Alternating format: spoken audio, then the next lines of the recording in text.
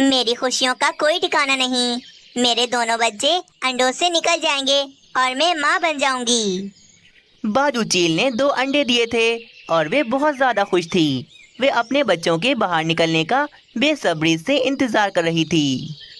मेरे पति के गुजरने के बाद बस इन अंडों का ही सहारा है। बस जल्दी से मेरे अंडों से बच्चे निकल बाहर आएं तो मेरी तन्हाई और उदासी खत्म हो जाए। बाकी चीलों से बाजू चील कई ज्यादा अच्छी थी, क्योंकि वे पक्षियों का शिकार नहीं करती थी और बस वे पक्षियों जैसा ही भोजन खाती थी। अगले दिन जब सुबह होती है तो बाजू चील अपने अंडों से बातें कर रही थी। मेरे बच्चों, मम्मा बस भोजन लेने जा रही हैं। आप दोनों परेशान ना होना ज्यादा। बाजू चील फिर भोजन की तलाश में चली जाती है। वे पूरे जंगल में घूमती है, यहाँ वहाँ भटकती है।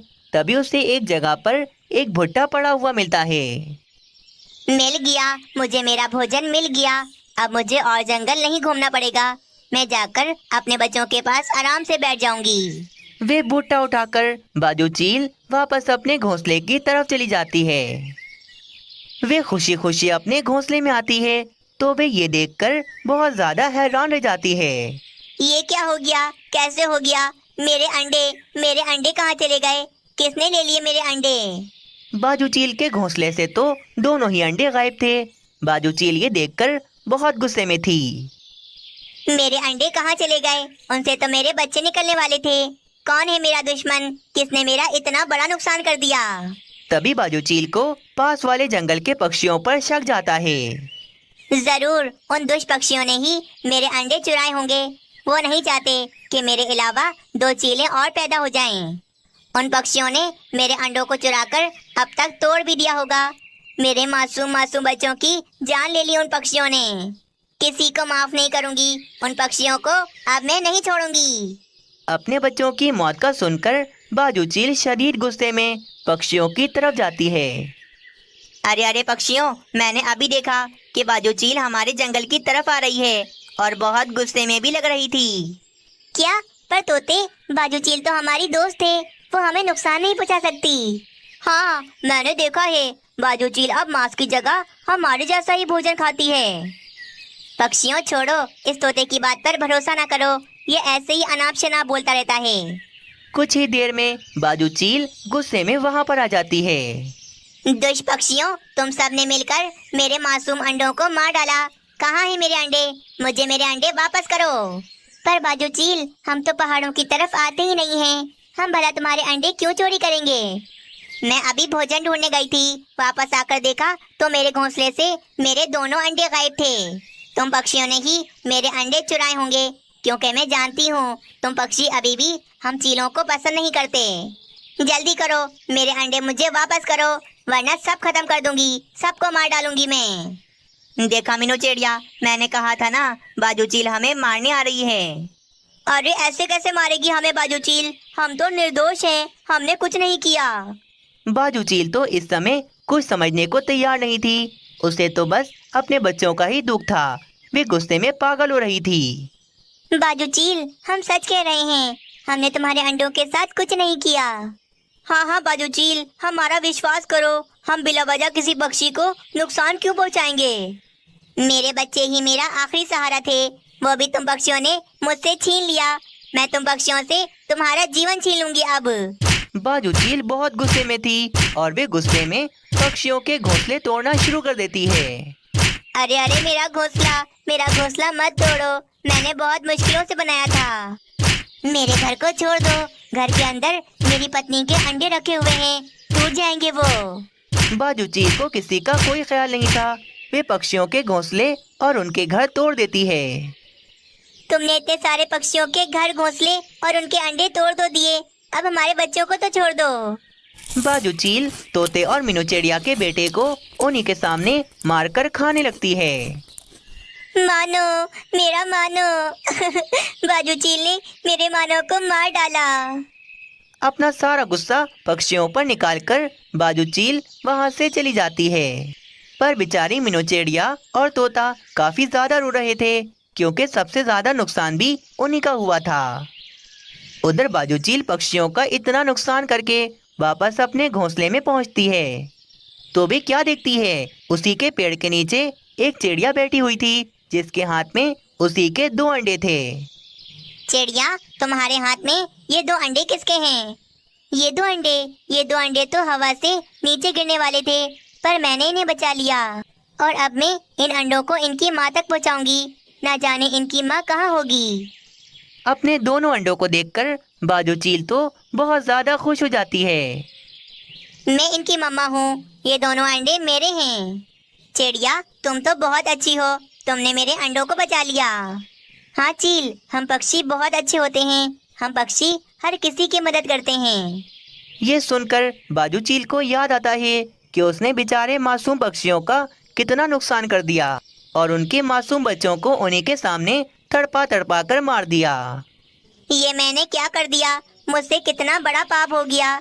पक्षी बेचारे मुझसे कहते रहे कि वे निर्दोष हैं, परंतु मैंने उनकी एक ना सुनी।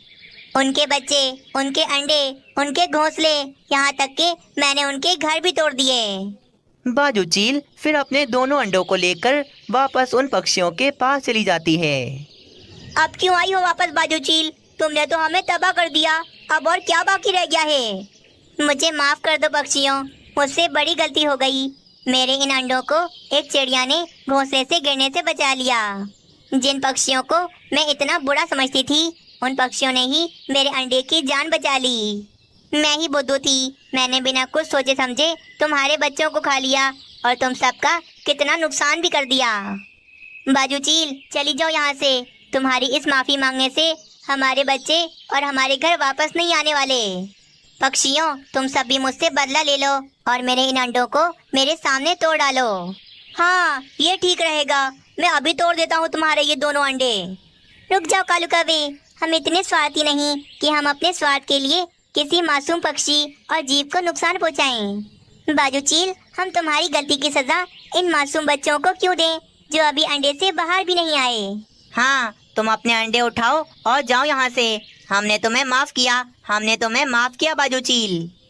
बाजू चील और भी ज्यादा शर्मिंदा हो जाती है और वे अपने अंडे लेकर हमेशा के लिए पक्षियों से बहुत दूर चली जाती है। इस कहानी से हमें ये सीख मिलती है कि हमें कभी भी कुछ जाने बिना खुद से किसी पर इल्जाम नहीं लगाना चाहिए। अगर आप सबको भी ये कहानी पसंद आई तो वीडियो को ज़्यादा से ज़्यादा लाइक करें और चैनल को सब्सक्राइब करना ना भूलें। रानी, कल तुम तैयार रहना, कल हमें मेरे दोस्त की शादी में जाना है। हाँ, मुझे पता है कालू जी, मैंने कपड़े भी निकाल लिए हैं। मैं अपने मायके की ये लाल साड़ी पहनूंगी। अरे वाह, तुम तो इस लाल साड़ी में बिल्कुल लाल गुलाब लगोगी। तुम पहन लेना ये साड़ी। अच्छा रानी, मुझे भूख लगी है, जल्दी से मुझे भोजन दे दो। भोजन तो नहीं मिल सकता आपको अभी। क्या मतलब, तुमने भोजन नहीं बनाया क्या? भोजन तो बिल्कुल तैयार है, पर कालू जी पहले आप मेरी इस लाल साड़ी को कबूतर से प्रेस करवा कर ले आए ना, फिर मैं आपको दूंगी भोजन। क्या? नहीं भाई, अभी नहीं, अभी मुझे बहुत भूख लग रही है, पहले भोजन दे दो मुझे। मैंने कह दिया ना कालू जी, पहले आप जाकर मेरी साड़ी प्रेस करवा कर लाएं, फिर ही दूंगी आपको भोजन। कालू कौवा साड़ी उठाता है और बाहर चला जाता है।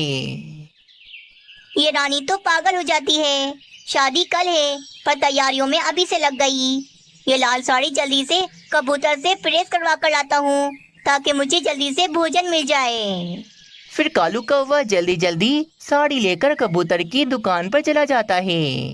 दोस्तों, अगर आप सबने इस कहानी को अभी तक लाइक नहीं किया तो जल्दी से कर लें, क्योंकि ये कहानी आगे और भी ज्यादा इंटरेस्टिंग होने वाली है। अरे ये क्या, कबूतर तो दुकान पर ही नहीं है। अब रानी की ये साड़ी कौन प्रेस करेगा? कालू कौवा वहीं पर ही बैठा कबूतर के आने का इंतजार करने लगता है, पर काफी देर हो जाती है, कबूतर तो आता ही नहीं। हाय रे, इतनी ज्यादा भूख लग रही है और ये कबूतर ना जाने कब आएगा। कालू कौवे को सामने रखी हुई कबूतर की इस्त्री नजर आती है। इस्त्री तो कोई भी कर सकता है, मैं ही कर लेता हूँ रानी की साड़ी पर इस्त्री। ये सोचकर कालू कौवा दुकान के अंदर आता है और इस्त्री उठाता है और फिर रानी कौवी की लाल साड़ी को अच्छे से प्रेस करने लगता है। कौन कहता है कि कपड़े प्रेस करना बहुत मुश्किल काम है? अरे भाई, मेरी नजर में तो बच्चों का खेल है। कितने मजे से रानी की साड़ी प्रेस कर रहा हूँ। तभी कालू कौवे को सामने से एक सुंदर सी कौवी जाती हुई नजर आती है। कालू कौवा उसे देखने लग जाता है। मानना पड़ेगा, हमारे जंगल में भी सुंदरता की कमी नहीं। कैसी सुंदर सुंदर कौवियाँ ऐसे ही घूमती रहती हैं। कालू कौवा कौवी की सुंदरता को देखने में लगा था कि तभी उसे कुछ जलने की बू आती है।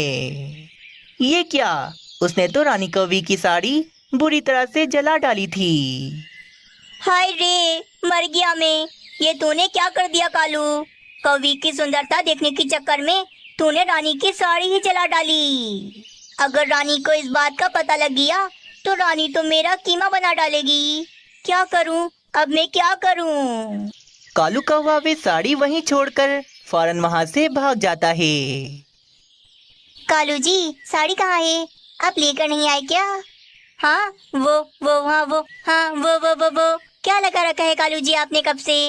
मुझे बताए ना, मेरी साड़ी कहाँ है? हाँ, वो रानी कबूतर के पास बहुत सारे कपड़े थे, इसीलिए कबूतर ने तुम्हारी साड़ी रख ली। तुम 1 घंटे के बाद जाकर अपनी साड़ी ले आना। चला कालू कौवे ने तो बेचारे कबूतर को बुरी तरह से फंसा दिया था। किसी को क्या पता कि कबूतर की साड़ी मैंने जलाई है। जब रानी को पता लगेगा कि कबूतर की साड़ी जल चुकी है तो वो तो कबूतर का कीमा बना देगी। अरे क्या सोच रहे हो कालू जी? भोजन लगा दिया है मैंने, अब खाओ ना भोजन। हाँ हाँ, खाता हूँ अभी। फिर कालू कौवा चिंता मुक्त होकर मजे से भोजन खाता है। 1 घंटा गुजर जाता है। रानी कौवी अपनी साड़ी लेने के लिए कबूतर की दुकान पर जाती है। कबूतर, लाल साड़ी इस्त्री कर दी है तो लाओ, दे दो मुझे। अरे कौन सी लाल साड़ी? रानी कौवी, तुमने मुझे कौन सी साड़ी दी? ये देखो, ये पड़ी है मेरी लाल साड़ी। जब रानी कौवी अपनी जली हुई साड़ी को खोलकर देखती है तो वो तो बहुत ज्यादा गुस्से में आ जाती है। मेरी साड़ी जला दी। कबूतर के बच्चे, ये क्या किया तुमने? मेरी साड़ी जला दी तुमने। क्या तुम पागल वागल हो गई हो रानी कौवी? ये वाली साड़ी तो मैंने इस्त्री की ही नहीं। रुक जा बेटा, तुम्हें तो मैं अब बताती हूँ। जंगल में जाकर सब पक्षियों को बताऊंगी कि कबूतर ने मेरी साड़ी जला दी, ताकि कोई भी पक्षी अपने कपड़े प्रेस करवाने यहाँ पर ना आए। अरे रुक जाओ रानी कौवी, अभी दूध का दूध और पानी का पानी हो जाएगा। वो देखो, सामने कैमरा लगा है।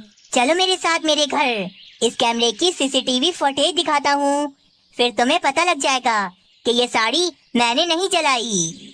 कबूतर रानी कौवी को लेकर अपने घर चला जाता है और घर पर आकर वे अपनी एलईडी में अपनी दुकान की फुटेज दिखाता है। उसमें तो साफ साफ नजर आ रहा था कि कालू कौवे ने ही रानी कौवी की साड़ी जलाई है। हाय रे, कालू जी ने मेरी साड़ी जलाई और मुझसे झूठ बोला। उन्हें तो मैं छोड़ूंगी नहीं। गुस्से में रानी कौवी एक डंडी उठाती है और अपने घर चली जाती है। घर पर आकर तो रानी कौवी कालू कौवे पर डंडों की बरसात कर देती है और इस तरह कालू कौवे को अपनी झूठ बोलने की सजा मिलती है। पक्षियों, जल्दी जल्दी अपने घर मजबूत कर लो, क्योंकि बादल भाई का संदेश आया है कि बादल भाई कुछ ही दिनों में अपने सभी साथियों के साथ जंगल में बारिशें करने आ रहे हैं। पक्षियों को ये संदेश देकर चग्गू पक्षी वापस अपने जंगल चला जाता है। अरे भाई, मुझे तो बहुत डर था कि अगर इस साल भी हमारे जंगल में बारिशें ना हुई तो मेरी तो सारी फसल बर्बाद हो जाएगी। पर ये तो अच्छा हो गया कि बादल भाई जंगल में बारिशें करने आ रहे हैं। हाँ कबूतर भाई, अब बारिश के मीठे मीठे पानी से हमारी फसलें दोबारा से बड़ी हो जाएंगी। अरे मम्मा, अब क्या होगा? बारिशों में कहाँ जाएंगे हम? क्योंकि ये घर तो रहने के काबिल नहीं, ये बहुत कमजोर है। मानो चिड़े, तुम क्यों चिंता करते हो भाई? मुझे पता था कि बारिशों का मौसम आने ही वाला है, इसीलिए मैंने पहले से ही पैसे जमा किए हुए हैं। मेरे पास इतने तो पैसे हैं कि कम से कम मैं उल्लू कारपेंटर से इस घर को मजबूत करवा सकती हूँ। अरे वाह, अगर हमारा ये घर मजबूत हो गया तो बारिशों के दिन तो हमारे आराम से गुजर जाएंगे। तभी मीनू चिड़िया के घर के बाहर से ही एक चील गुजर रही थी, जो कि मीनू चिड़िया और उसके बेटे को बहुत घूर घूर कर देखे जा रही थी। दोस्तों, अगर आप सबने इस कहानी को अभी तक लाइक नहीं किया तो जल्दी से कर लें, क्योंकि ये कहानी आगे और भी ज्यादा इंटरेस्टिंग होने वाली है। चिड़ियाओं का मांस तो मुझे बहुत पसंद है, पर अभी मेरा पेट भरा हुआ है, वरना अभी जाकर इन दोनों को मार कर खा जाती। चलो कोई नहीं, वैसे भी बारिशों का मौसम आ रहा है। बारिश के मौसम में तो शिकार मिलना कितना मुश्किल होता है। अब मैंने ये घर देख लिया है ना, अब मुझे जब भी भूख लगेगी तो मैं यहाँ पर आकर इन दोनों को मार कर खा जाऊंगी। बाजू चील मीनू चिड़िया के घर के नंबर को गौर से देखती है और उस नंबर को याद करके वहाँ से चली जाती है। चिड़िया के बराबर में ही कालू कौवे का घर था, पर कालू कौवे की घर की छत ही नहीं थी, क्योंकि कुछ ही दिन पहले तेज हवाओं की वजह से कालू कौवे की घर की छत टूटकर हवा में ही उड़ गई थी। सुना ना आपने कालू जी कि जग्गू पक्षी क्या बोल कर गया है? बादल भैया अपने साथियों के साथ हमारे जंगल में बारिश करने आ रहे हैं। तो क्या इरादा है आपका? क्या इस बार भी आप घर को मजबूत नहीं करवाएंगे? यार तुम्हें तो पता है ना, मेरे पास कोई नौकरी नहीं है। अगर मेरे पास पैसे होते तो मैं अभी उल्लू कारपेंटर से बोलकर अपने घर की छत बनवा लेता। ये तो आपका हर बार का रोना है, कुछ कीजिए कालू जी। मैं नहीं चाहती कि इस बार भी मैं बारिश के ठंडे ठंडे पानी में भीगती रहूं। अच्छा रानी, मैं करता हूँ कुछ। ये बोलकर कालू कौवा घर से बाहर चला जाता है। क्या करूं? बारिशें सर पर हैं, पर मेरे पास तो पैसे ही नहीं। अगर पैसे होते तो अभी जाकर उल्लू कारपेंटर को बुला कर ले आता। कालू कौवा यूं ही परेशान होकर इधर उधर घूम रहा था कि तभी वे देखता है कि मीनू चिड़िया उल्लू कारपेंटर से कुछ बात कर रही थी। उल्लू कारपेंटर, आप तो जानते हैं ना कि बारिशें सर पर हैं, इसीलिए बस आप कल ही आकर मेरे घर की छत मजबूत बना दें।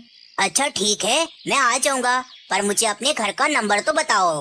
हाँ तो सुने, मेरे घर का नंबर है 225। 225? चलो ठीक है मीनू चिड़िया, मैं आ जाऊंगा कल। उल्लू कारपेंटर, एक बात और, कल मैं अपने घर पर नहीं होंगी, क्योंकि मुझे अपनी बहन कोमल चिड़िया के पास जाना है।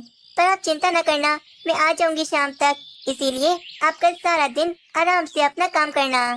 ठीक है मीनू चिड़िया, शाम तक तो मैं तुम्हारे घर की छत बनाकर बिल्कुल तैयार कर दूंगा। उल्लू कारपेंटर और मीनू चिड़िया की ये बातें सुनकर कालू कौवे के दिमाग में एक शातिर उपाय आता है। उपाय के मुताबिक कालू कौवा आज रात ही अपने घर की नंबर प्लेट निकालता है और मीनू चिड़िया के घर पर लाकर लगा देता है, और मीनू चिड़िया की 225 वाली नंबर प्लेट लाकर अपने घर पर लगा लेता है। अब आएगा मजा, जब उल्लू कारपेंटर मेरे इस घर को मीनू चिड़िया का घर समझकर मजबूत बना देंगे, और फिर मेरे बारिशों के दिन आराम से गुजर जाएंगे।